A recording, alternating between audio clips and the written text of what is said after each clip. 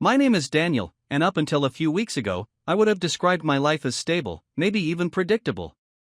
I was 38, married to my wife, Emily, for 12 years.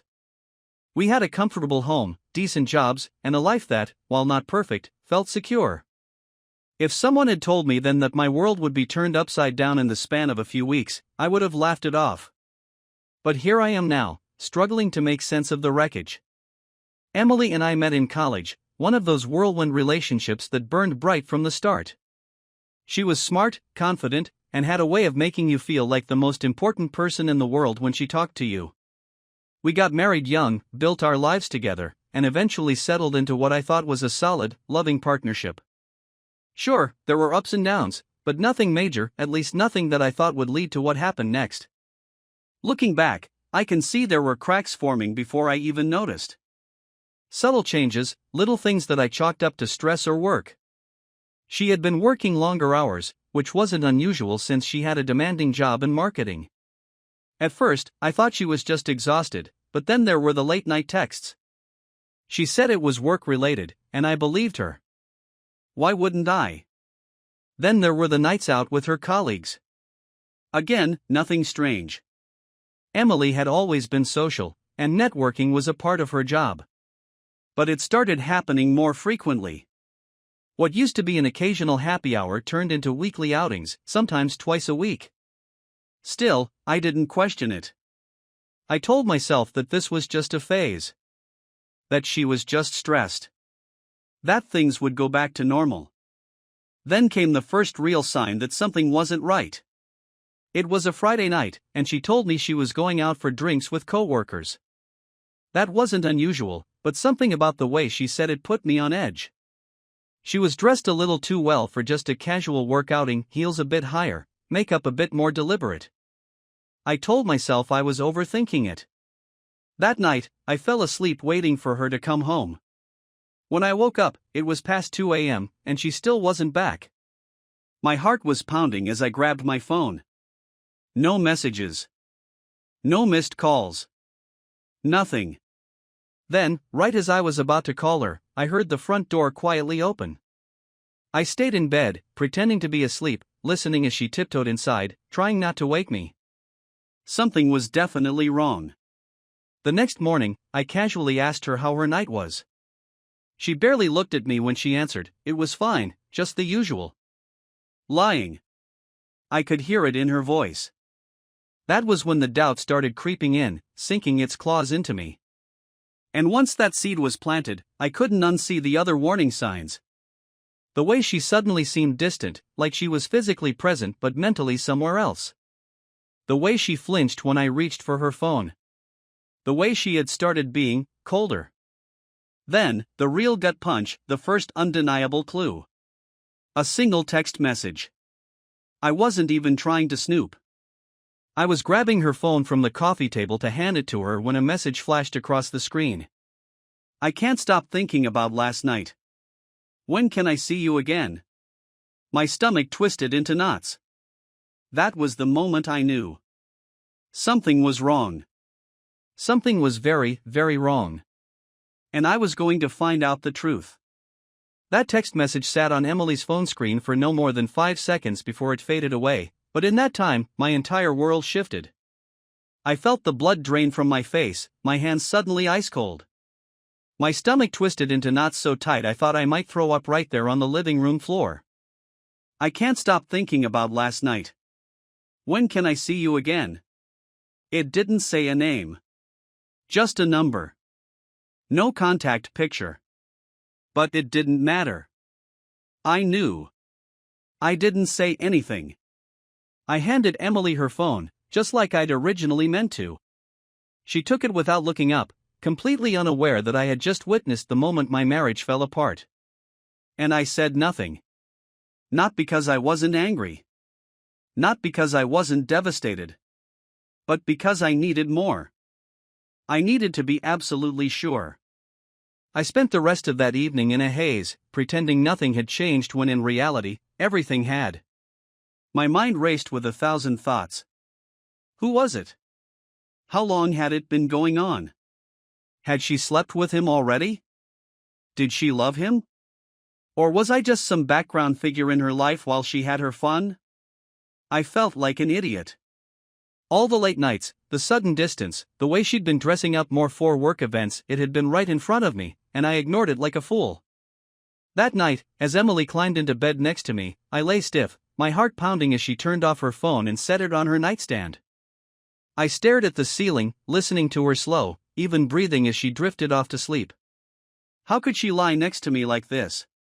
How could she pretend everything was fine? I barely slept, my mind filled with dark thoughts. I needed proof. Real, undeniable proof. So, the next day, I started watching. For the next week, I paid attention to every detail. Emily had always been an open book, or so I thought. Now I saw things I had ignored before. The way she kept her phone face down on every surface. The way she took it with her even for something as simple as stepping into the kitchen for a glass of water. The way she'd linger just a little too long before answering a message, her lips pressing together as if deciding whether to respond or not. I tested things. One evening, when she was in the shower, I tried unlocking her phone. She used to trust me enough to share her password. Now, it was changed. Strike one. Another night, I casually asked how work had been. She hesitated for a split second before responding. Just long enough for me to notice. Strike two. Then, the final confirmation. One evening, I told her I'd be working late. I didn't have to, but I needed to see what she would do. I kissed her on the forehead, said I'd be home around midnight, and walked out the door. Except I didn't go far. I parked a few blocks away, in the dark corner of a side street, and waited. And I didn't have to wait long. 30 minutes later, her car pulled out of the driveway. I followed. She didn't go to a restaurant. She didn't go to a friend's house. She drove straight to a small apartment complex on the other side of town. My hands gripped the steering wheel so tight my knuckles went white. I felt like I was in a dream, a nightmare, watching my wife pull into a parking spot, step out of the car, smooth her hair, and check her reflection in the window before walking inside. She had been careful, but not careful enough. I parked a safe distance away, got out, and took a picture of her car. Then I walked up to the entrance and looked at the directory. Apartment 2B. That was all I needed. My wife had just walked into another man's home. I stood there for a long time, the cold night air doing nothing to cool the rage and heartbreak boiling inside me. I wanted to march up to that door and kick it down. I wanted to see his face, this man who had the audacity to take what was mine. I wanted to drag Emily out of there and demand answers. But I didn't. Because this wasn't just about revenge. This was about knowing exactly what I was dealing with. So, I waited. An hour passed. Then another. Finally, at 11:30 p.m., she came back out. Her hair was slightly messy. Her makeup had been touched up. She was smiling to herself as she got back into her car. I had seen enough. That night, I didn't sleep. I had the proof I needed. My wife was cheating. There was no more doubt, no more second guessing. But as much as the truth hurt, it was nothing compared to the question that now burned in my mind. What the hell was I going to do next? I thought about confronting her immediately. I thought about screaming, throwing things, making her feel as small and broken as I did. But then, a different thought crept in. Why should I be the one who lost control? Why should I be the one suffering, while she got to enjoy her secret little affair? No. I wasn't going to let her get away with this so easily. I was going to play the long game. So, the next morning, I got up, made coffee, and greeted her with a smile. I watched her carefully, waiting to see if she would show any guilt, any hesitation. She didn't. She kissed me on the cheek, thanked me for the coffee, and went about her day like nothing had happened. Like I was a fool. That was when I knew. I wasn't just going to confront her. I was going to make her regret ever thinking she could betray me and get away with it. The morning after I confirmed Emily's affair, I woke up early. Not because I had to, but because I couldn't sleep. Lying next to her, feeling the warmth of her body under the blankets, I fought the urge to shove her off the bed. She was still asleep, her breathing soft and steady, completely unaware that her husband knew she had spent the night in another man's arms. I stared at the ceiling, my mind racing with 100 different ways to confront her. Should I call her out immediately? Throw the evidence in her face and watch her scramble for excuses? Or should I drag it out, watch her lie to me again and again until she had no choice but to admit the truth? No. I wasn't going to let her control how this played out. I was going to take my time and make sure she felt every bit of the pain I did. So, when she finally woke up, stretching and sighing like she'd had the most peaceful sleep in the world, I turned to her and smiled. "Morning," I said, my voice steady. She blinked, then smiled back. "Morning." She kissed my cheek, just like she always did, then got out of bed and walked to the bathroom. I watched her go, my stomach twisting. She had no idea what was coming. The setup. For the next few days, I played the role of the oblivious husband. I acted normal. I smiled when she spoke, laughed when she made a joke, even kissed her goodnight as if nothing had changed. Meanwhile, I gathered every piece of evidence I could. Phone records. Screenshots. Pictures of her car outside his apartment. I even followed her once more, just to confirm it wasn't a one-time mistake. It wasn't. 3 nights after I first caught her, she went back. Same routine. Same damn apartment. And when she got home, she kissed me on the lips. That was the moment I knew. This wasn't just a fling. She was living a double life, and I had been too blind to see it. But not anymore. The breaking point. The confrontation happened on a Sunday. We had just finished dinner, sitting across from each other at the table. She was scrolling through her phone, pretending to be invested in whatever lie she had built for herself. I set down my fork and exhaled. "Emily," I said, my voice calm. "Can I ask you something?" She looked up, completely unaware of what was coming. "Of course." I leaned back in my chair, studying her face. "Are you happy?" The question caught her off guard. She blinked. "What? Are you happy in our marriage?" I repeated, keeping my tone neutral. She frowned. "What kind of question is that?" "A simple one," I said. "Are you happy with me? With us?" She hesitated. Just for a second. But I saw it. That was all I needed. She put on a small smile. "Of course, I am." I nodded slowly. "That's good to hear." Then, I pulled my phone out of my pocket, unlocked it, and slid it across the table. Her face changed immediately. "What's this?" she asked, her voice careful. "Go ahead," I said. "Look." She picked up the phone, her eyes scanning the screen. Then, her face went pale. I had left the evidence open: text messages, pictures of her at his apartment, screenshots of her call logs. I watched her closely, waiting for the moment the realization hit. It didn't take long. Her breathing became shallow. Her hands trembled. "Daniel," she whispered, her voice barely audible. I leaned forward, my elbows on the table. "How long?" I asked.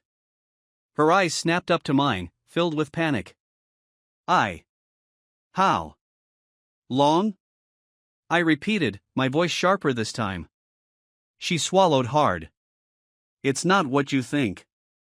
I let out a short laugh, shaking my head. "Not what I think? Emily, I followed you. I watched you walk into his apartment. I saw you stay there for hours. I saw you come home and kiss me like nothing happened." Her mouth opened and closed, but no words came out. She was scrambling, looking for a way out. There wasn't one. "I didn't mean to hurt you," she finally whispered. My jaw clenched. "Didn't mean to hurt me?" I repeated, my voice rising. "Emily, you've been sneaking around behind my back for who knows how long, and you didn't mean to hurt me?" Tears welled up in her eyes. I made a mistake. A mistake? I scoffed. A mistake is forgetting to pick up milk from the store. A mistake is saying the wrong name in a conversation. What you did was a choice. She wiped at her eyes, shaking her head. Daniel, I still love you. I slammed my hand down on the table, making her jump. Don't, I said, my voice dangerously low. Don't you dare say that to me. Silence. Then, finally, I asked the question that had been haunting me. Do you love him? Her breath hitched. She looked down at the table, refusing to meet my gaze. That was my answer. I pushed back my chair and stood up. I want you out, I said coldly. Her head snapped up. What? You heard me. Get out.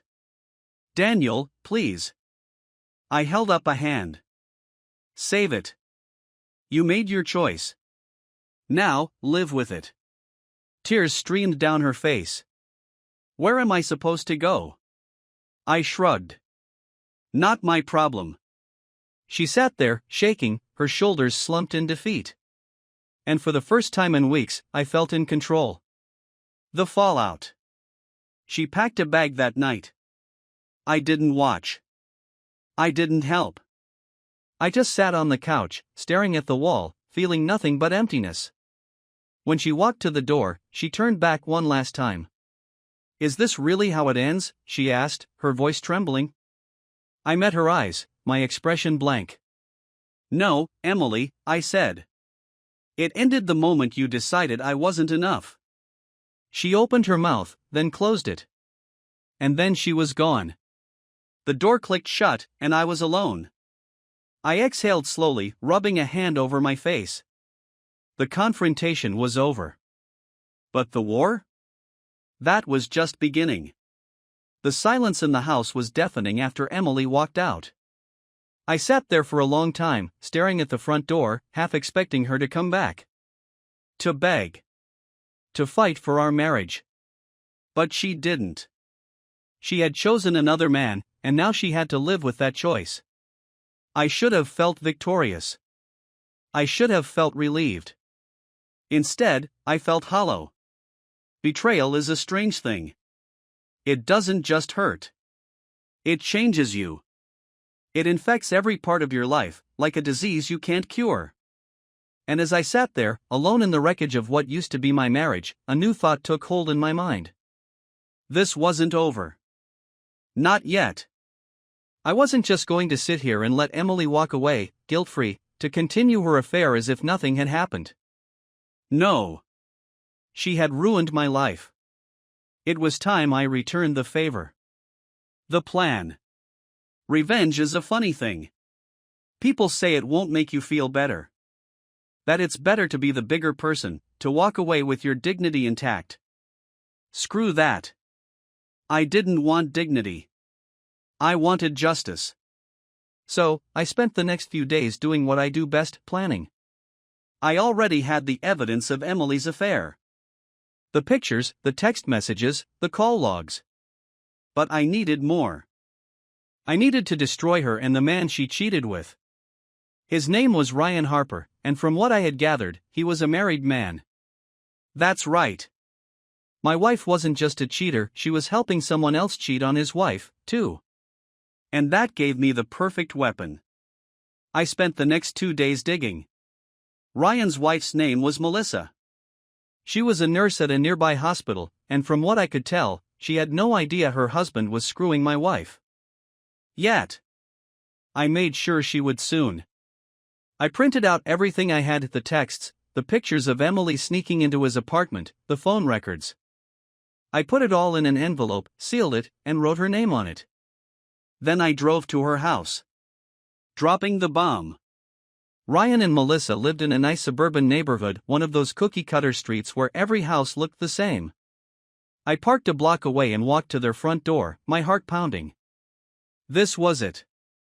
I knocked twice, and a few moments later, Melissa opened the door. She was younger than I expected. Maybe mid-30s, with tired eyes and a forced smile. She looked like a woman who had spent years supporting a man who didn't deserve her. "Can I help you?" she asked, confused. I swallowed the lump in my throat and handed her the envelope. "I'm sorry," I said. "But you need to see this." She frowned but took it from my hand. "What is it?" "Your husband," I said, my voice steady. "And my wife." Her face went pale. "What?" "Open it," I said. "I'll wait." She hesitated but slowly tore open the envelope. Her eyes scanned the papers, flipping through the screenshots, the pictures, the damning proof. Her breath hitched. Then she looked up at me, horror and heartbreak filling her eyes. "This can't be real," she whispered. I nodded. "It is." Melissa stumbled back, gripping the doorframe for support. I don't understand," she muttered. "He told me he was working late." I let out a bitter laugh. "Yeah. So did my wife." For a moment, she just stood there, shaking. Then, something changed in her expression. The heartbreak faded. And rage took its place. She clenched her jaw, her hands tightening into fists. "He's at work right now," she said, her voice cold.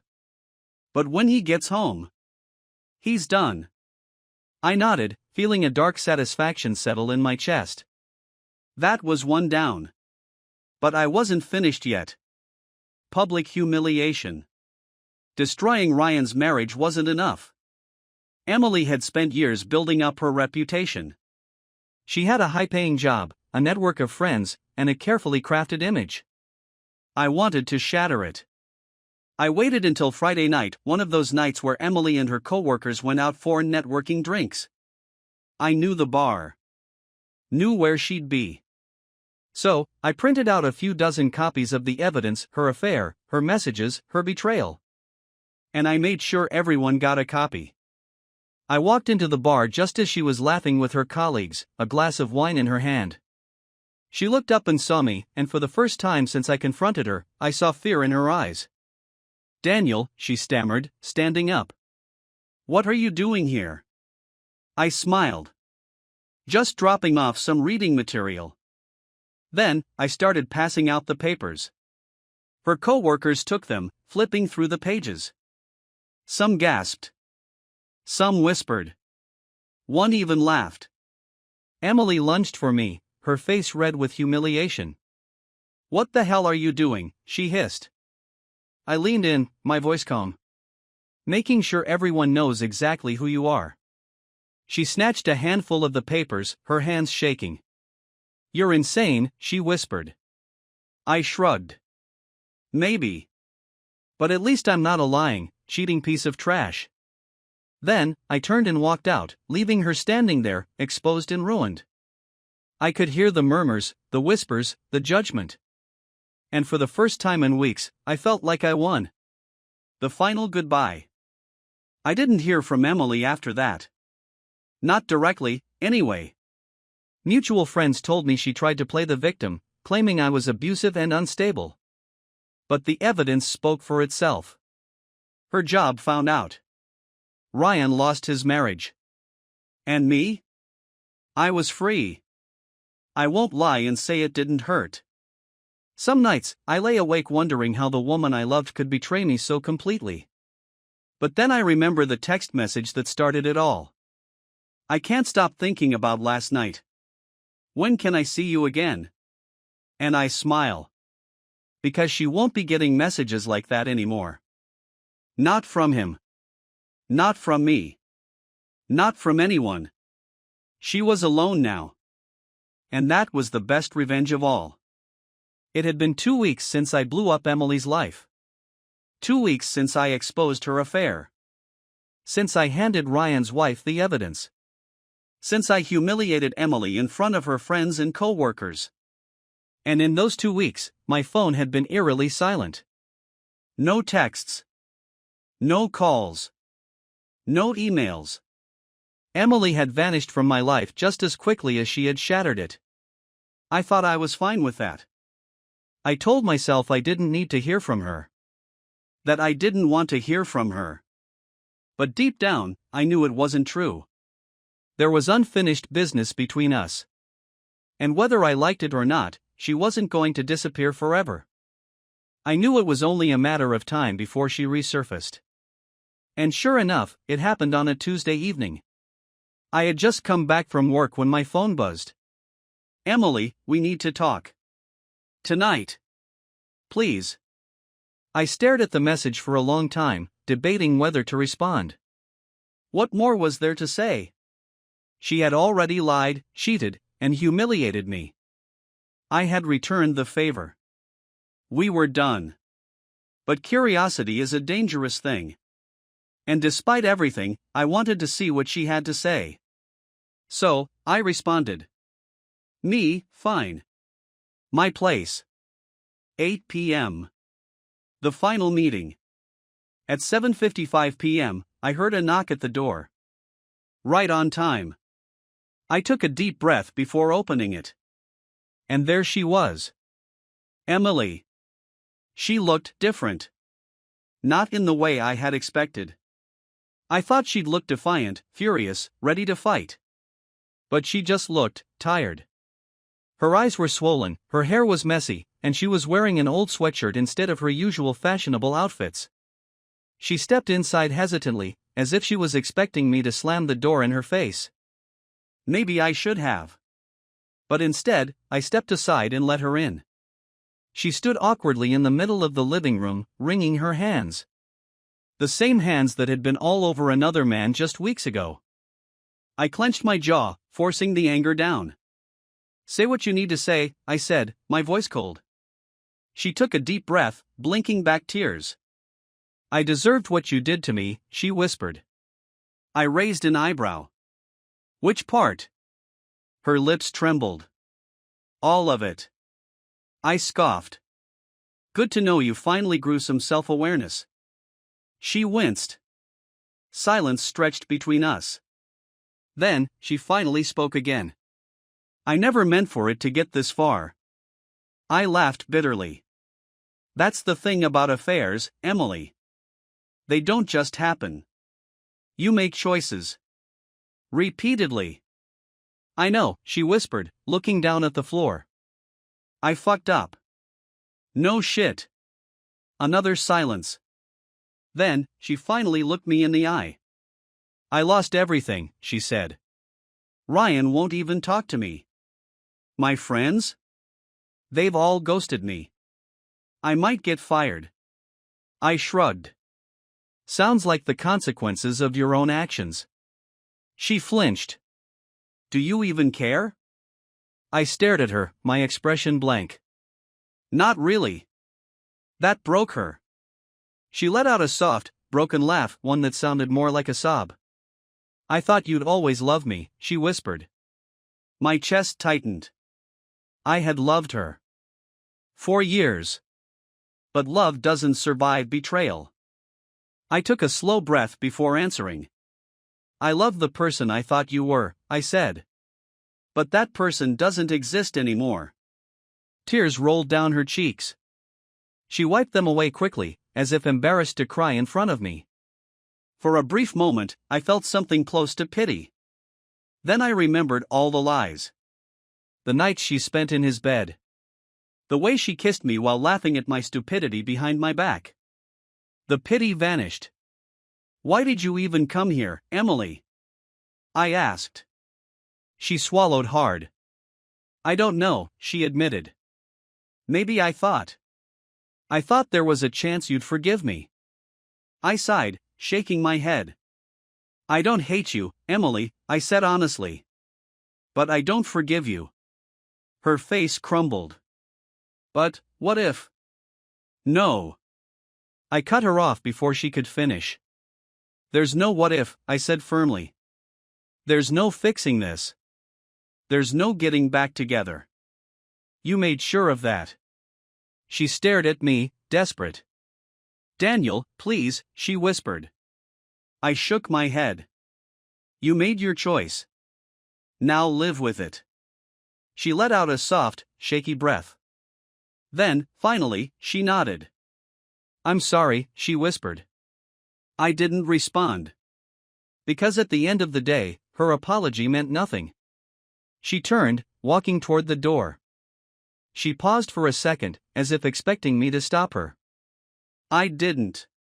She opened the door, stepped outside, and left. For the last time. And as the door clicked shut behind her, I felt something I hadn't felt in weeks. Peace. The aftermath. Emily never reached out again. I heard from mutual friends that she quit her job. Apparently, after the affair was exposed, she couldn't handle the office gossip. She moved out of town a few months later. Ryan, from what I heard, tried to win his wife back. It didn't work. Melissa divorced him. He lost half of everything, including custody of their kids. Karma is a beautiful thing. And me? I healed. Slowly, at first. But day by day, I started reclaiming my life. I started dating again. I laughed again. And most importantly, I stopped thinking about Emily. She became just another lesson learned. A painful chapter in my past, but nothing more. I moved on. And it felt damn good. The first few weeks after Emily walked out of my life for good were strange. There was a quietness I wasn't used to. No more waiting for her to come home late from work events. No more strained conversations over dinner. No more waking up in the middle of the night and wondering if she was really sleeping beside me, or if she was somewhere else with him. At first, the silence felt empty. But over time, it started to feel like something else. Freedom. I didn't have to pretend anymore. I didn't have to force a smile or ignore the sinking feeling in my gut every time she glanced at her phone. For the first time in years, I could just breathe. But just because she was gone didn't mean the pain disappeared. Betrayal is like a wound that refuses to close. Some days, I felt fine, like I was finally moving on. Other days, something small would trigger the memories. A couple holding hands at the grocery store. A song on the radio. A perfume that smelled just like hers. And suddenly, I was right back there, drowning in the memories of what she had done. At night, I found myself replaying every moment, every red flag I ignored. I wondered if I had been stupid to trust her. If I had been weak to love her as much as I did. But no matter how much I tried to make sense of it, there was only one truth. She made her choice. And now, I had to make mine. Trying to move on. I didn't rush into anything. I took my time. I focused on work, on going to the gym, on building myself back up. Some nights, I went out with friends, but I avoided serious conversations about Emily. I didn't want their pity. I didn't want to hear you'll find someone better or she didn't deserve you. I already knew that. But moving on isn't as simple as flipping a switch. The first time I went on a date, I almost didn't show up. It had been 6 months since Emily left, and a coworker had set me up with Leah, a friend of his wife's. I stared at myself in the mirror before leaving, trying to convince myself that I was ready. Was I? I wasn't sure. But I had to start somewhere. Leah was nice. Funny. Smart. But as we sat at dinner, I could feel myself holding back. She'd ask me something personal, and I'd hesitate before answering. I realized then that I was still guarded. That no matter how much I wanted to move forward, part of me was still looking over my shoulder, waiting for someone else to betray me. And that wasn't fair. Not to Leah. Not to myself. So, I didn't call her again. Not because she wasn't great, but because I wasn't ready. Confronting the past. About a year after Emily left, I ran into Melissa, Ryan's ex-wife. I was at a coffee shop when I heard someone say my name. I turned around, and there she was, standing by the counter, looking better than she ever did when I first met her. She looked happy. I hadn't seen her since the day I gave her the evidence of Ryan's affair. But she smiled when she saw me. And for the first time, I saw someone who had survived exactly what I had. We sat down, caught up, and I learned that she had thrived since the divorce. She got full custody of her kids, kept the house, and had even started dating again. I thought it would break me, she admitted, stirring her coffee. But in the end, it set me free. I nodded, understanding exactly what she meant. We talked for hours, and for the first time since Emily, I felt like I could be real with someone. Melissa didn't ask me to move on faster than I was ready. She just got it. Before we left, she hesitated, then said something that stuck with me. Forgiveness isn't for them, she said. It's for us. I wanted to argue. To tell her that Emily and Ryan didn't deserve forgiveness. But later that night, as I lay in bed, I realized she wasn't saying I had to forget. She was saying that letting go was the only way to truly be free. A real new beginning. I don't know if I ever fully forgave Emily. I don't think I needed to. But I did stop thinking about her. And that was enough. I started dating again, not out of desperation, but because I finally wanted to. And when I met someone new, I didn't compare her to Emily. I didn't hold her responsible for my past. I let myself try. And you know what? It felt good. I realized then that Emily hadn't destroyed me. She had just forced me to find myself again. And when I did, I was stronger than ever. The final lesson. One night, months later, I got a text from an unknown number. I hesitated before opening it. But when I did, I saw that it was from Emily. Emily, I just wanted to say, I'm sorry. I hope you're okay. I stared at the screen for a long time. Then, without a second thought, I deleted the message. No response. No anger. Just silence. Because I no longer needed anything from her. I had my closure. And in the end, I won. Final thoughts. Betrayal changes you. It leaves scars. But scars don't mean you're broken. They mean you healed. And as I looked in the mirror that night, I finally recognized the man staring back at me. Not a victim. Not a fool. Just a man who had been tested. And came out stronger.